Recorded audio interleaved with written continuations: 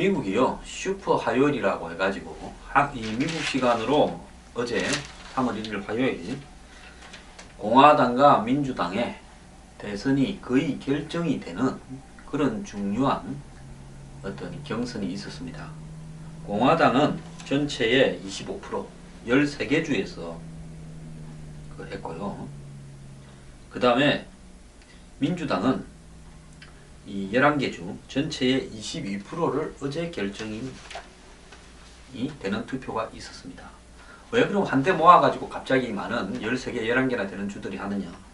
왜냐하면 이 88년부터 여러 개 주가 같은 날 경선을 해서 이날 이 결정이 되는 모양새를 이렇게 보여야 그 주의 영향력이 커진다고 보고 주들이 자진해서 같은 날로 하는 쪽으로 맞추어 가면서 이렇게 되었다고 합니다.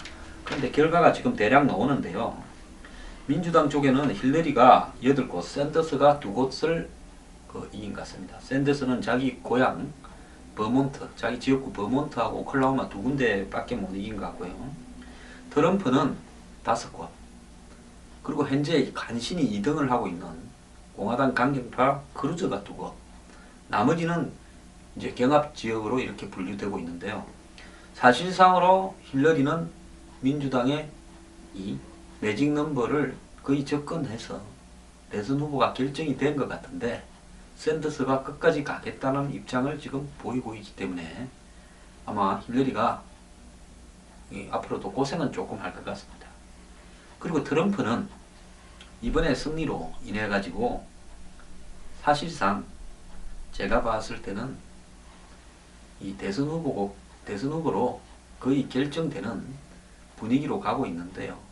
공화당 내부에서 크루저를 사퇴시켜서 이제 마르크 루비오로 단일화를 하려고 하는데 크루저가 텍사스하고 오클라호마에서 이겼습니다. 크루저는 텍사스 주 상원의원인데요.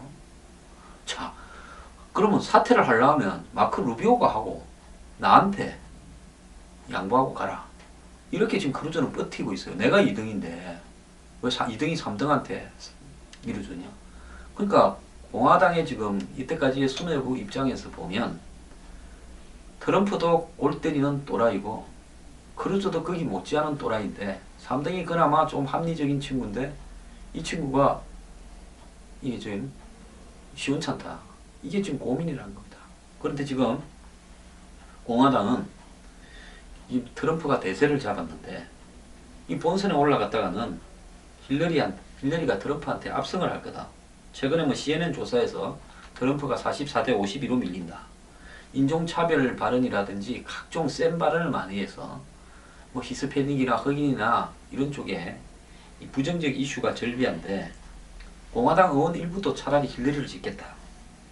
그리고 공화당에서는 트럼프가 공화당의 골수 당원 출신이 아니고 어쩌다가 굴러 들어가가 저렇게 주워 먹고 있다. 이렇게 지금 생각을 하는 것 같습니다. 자, 힐러리도 부담은 좀 있지요. 앞으로 이메일 스캔들이 어떻게 퍼져나갈지, 그리고 부부가 이 불을 갖다가 거의 좀 축적하는데 좀 탐욕적으로 했고요. 또 부부간에 대통령을 서로 간에 돌아가면서 한 번은 남편이 했다가 한 번은 마누라가 했다가 그 다음에 거액을 강연을 받고 다니는 거, 또 국무장관 때 업무 능력이 있었느냐, 이런 부분도 있습니다. 근데 공화당에서 또 크루저나 루비오가 나오면 힐러리가 또 쥐는 걸로도 또 여론조사도 있어요. 참말로 지금 공화당이나 민주당이나 꼬이기는 마찬가지인데요. 자, 샌더스는 이번에 이 패배로 인해서 사실 대권에서는 멀어진 걸로 보입니다만은 샌더스가 미국 사회에 남긴 부분은 큰 의미가 있습니다. 그것은 뭔가 하면 지금까지 공화당이나 민주당이나 대선 후보를 뽑는 것은 기득 상류층들의 일종의 바지 사장이었습니다. 기득 상류층들이 대략 합의를 해서 밀어주고 유도해 가면서 돈도 모아줍니다. 월스트리트나 군산 복합체, 미국을 움직여가는 한 10여 개 거대한 회사들이 있었어요.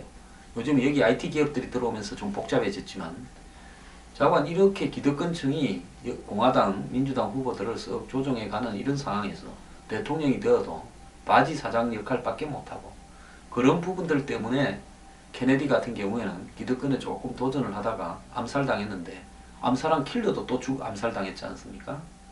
그래서 저게 흐지부지 되는 부분. 마틴 루터 킹 목사가 뭐 인권 운동을 하니까 그 뭐 여자 문제나 이런 걸 도청을 해서 에드가 후보가 가지고 놀았던 부분. 이런 부분을 보면 미국 사회를 움직이는 실제 주체는 누구인가? 과연 미국의 시민들인가? 하는 의문들이 많이 있었습니다. 기득권인가? 방금 거대한 이 금융자본가와 군산복합체인가? 이런 부분에서요.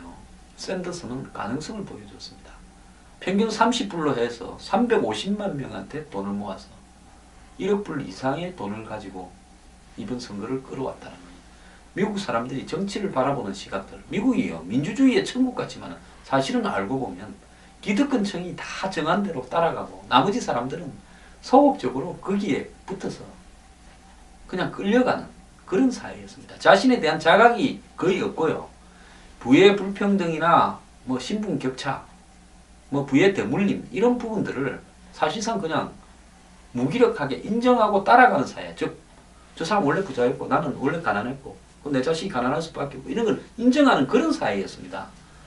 그런데 미국에 지금 이번에 이 대선을 치르면서 트럼프와 샌더스의 열풍은 미국 국민들의 정치의식이 완전히 바뀌어가는 쪽으로 작용하고 있다는 겁니다. 이번에도요, 흑인들이요, 깨였으면 미국에도 샌더스가 힐러리를 제낄 수 있었을 겁니다. 근데 흑인들은 계급에 반하는 투표를 하고 있는 겁니다. 자기들이 가장 불행한 집단이면서도요, 투표를 그렇게 하지 않고 기성정치 논리에 따라 투표를 하기 때문에 미국 사회에 정치적 어리석음이 유지되는 거예요.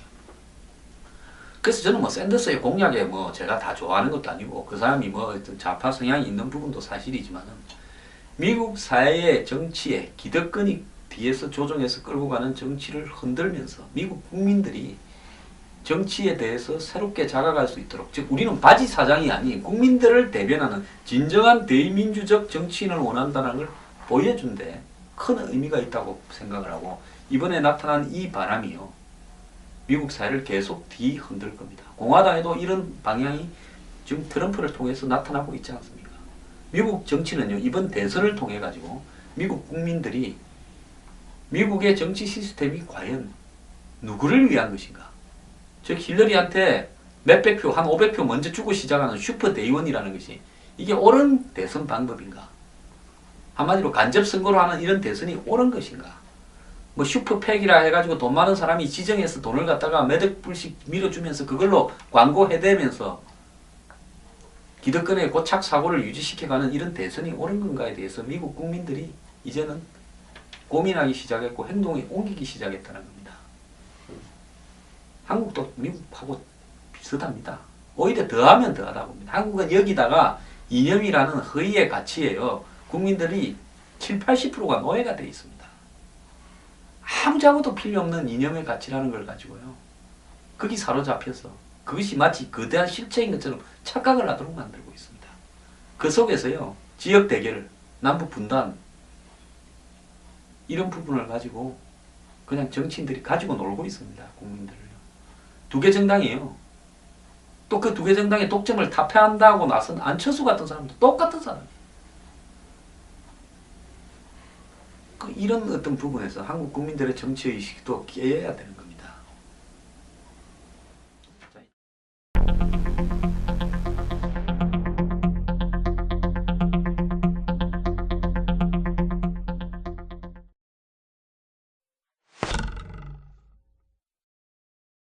지금 트럼프가 거의 미국의 대선 후보가 될 것 같으니까 공화당 내부에서요, 이제 폭로가 터져나오고 있습니다.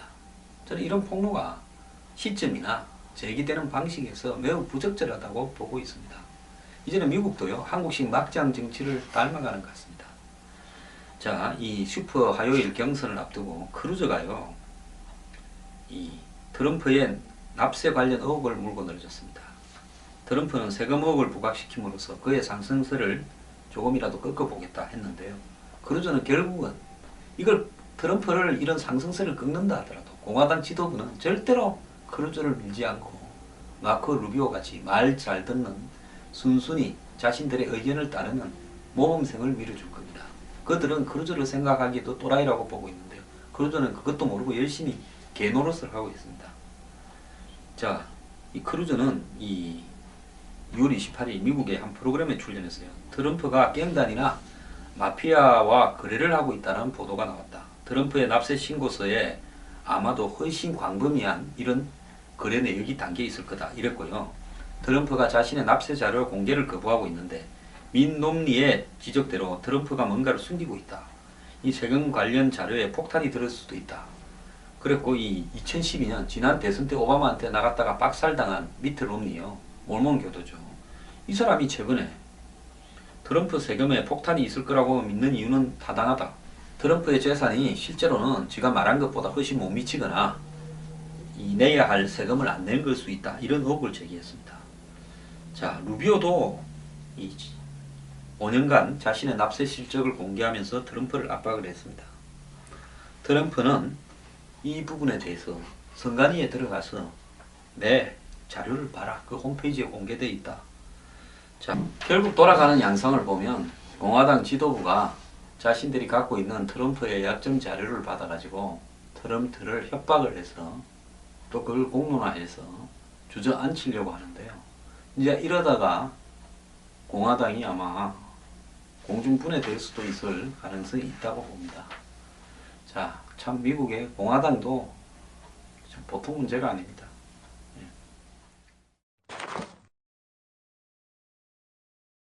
지금 이 보수 진영에서 전술 핵무기 배치 촉구, 1000만인 서명운동 본부가 만들어지고 그러니까요.